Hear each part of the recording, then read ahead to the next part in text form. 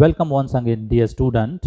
In my channel, we are dealing with the animal diversity third, and we have studied the cyclostomes along with the lampreys or petromyzon. Now, after lampreys or this petromyzon, today we will see this myxine or hagfishes.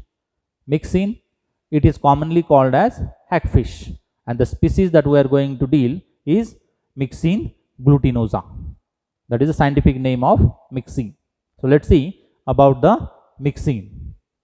Myxine, which is commonly called as hagfish.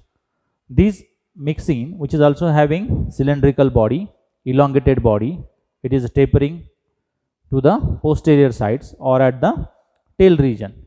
If we see the geographical position of this myxine is exclusively marine water animal, and it is found to the coastal region of America, Africa, Europe and Japan.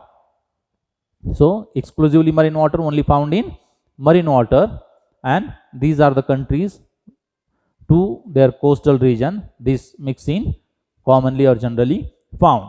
If we see the habitat of this myxine, it is a bottom dweller and it lives into the colonies.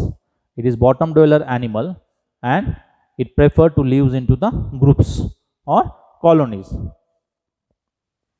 It is having such kinds of the eel-like body which measures up to 50 to 60 centimeter in length, and the body is again divided into three regions as in lamprey. This hagfish which divide into three regions, but these three regions are not clearly distinguished. These three regions are head, trunk as well as tail. So these are the three regions of the body. If we see the head regions which has the mouth which is ventral. It is again suctorial mouth for the sucking purpose. As this individual also belong from the class Cyclostomata, it is also having the circular mouth and just made for the sucking purpose, which is called as suctorial. So this is suctorial mouth. It bears the sensory tentacles, which are generally 4 pairs of tentacles are present.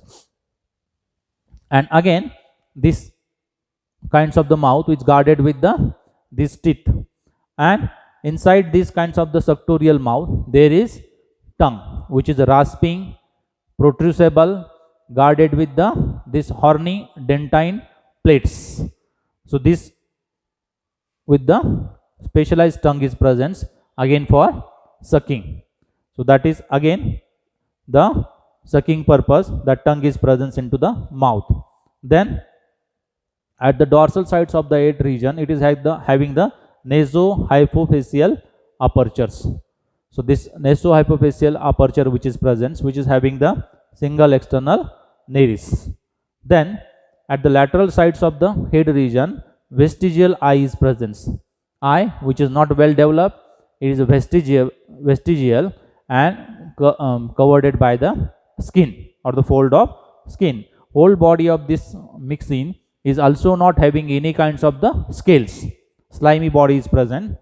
This vestigial means the rudimentary eye which is not well developed eye, because the animal show the burrowing nature, and that's why the eye is vestigial. So this is about the vestigial eye. Generally whenever the animal not in kinds of the feeding mode, it lives at the bottom of ocean about 625 meter deep into the mud or sand. So that's why the eyes are poorly developed. Then far away, just behind this kinds of the structure at the head region, there is a single external gill slits are present.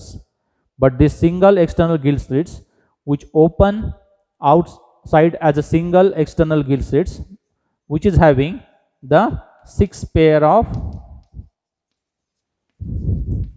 gill pouches. So these 6 pairs of the gill pouches are present internally, and they are communicated with each others and open as a single external gill slits. Internally they are each kinds of the gill slits are communicated with each one, and these are about the 6 gill pouches which are internally present. And why it is again having the single external gills? Again, probably as it is having the burrowing mode, for these kinds of the burrowing nature, it is only having the single external gill slits. So this is about the head region. When we see the trunk region is again elongated and it is not clearly distinguished from head to head and trunk. These kinds of the trunk region to the ventral side, it is having the median ventral fin, which is again communicate with this caudal fin. So it is having the continuous kinds of the fin, and this fin is again having the fin rays, cartilaginous fin rays, supporting fin rays are present. And again, due to these kinds of the cylindrical tapering structures to the posterior sides, elongated structure, it also makes the undulations with these kinds of the eel-like undulations. So that is about these trunk regions. And again it is having the anus at the ventral sides of the trunk region. And the last region is called as the tail region. So this tail region, it is again having the caudal fin at the tail region. Now this kinds of the body is to the lateral side is having such kinds of the pores, and these pores are called as the slime pores of the slime glands. The slime glands which secrete the slime.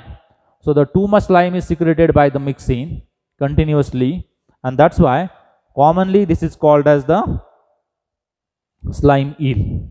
So along with this hagfish, it is also called as the slime eel. So this is about the again due to the excessive secretion of the slime.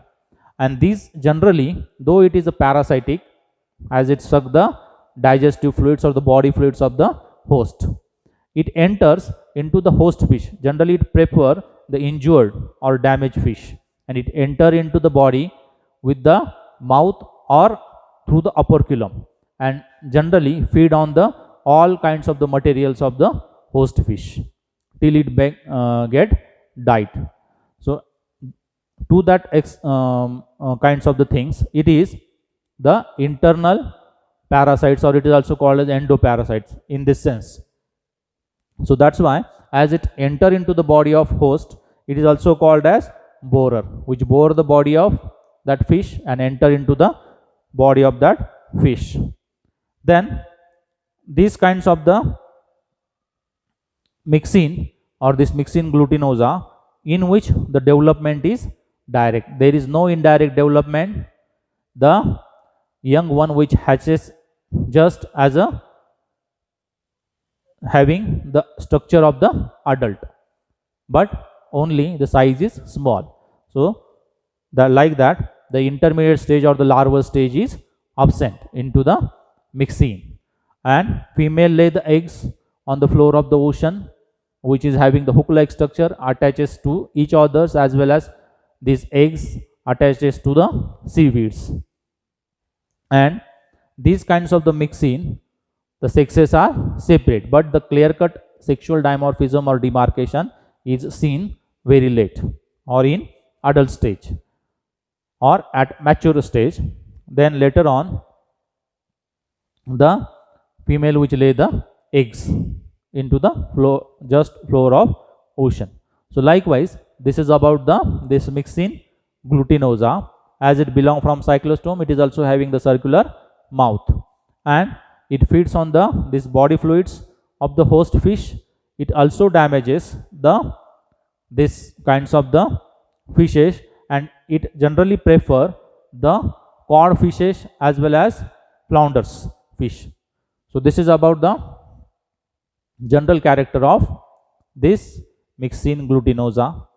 Hope you understand all these characters of the myxine, and hope you like this lecture.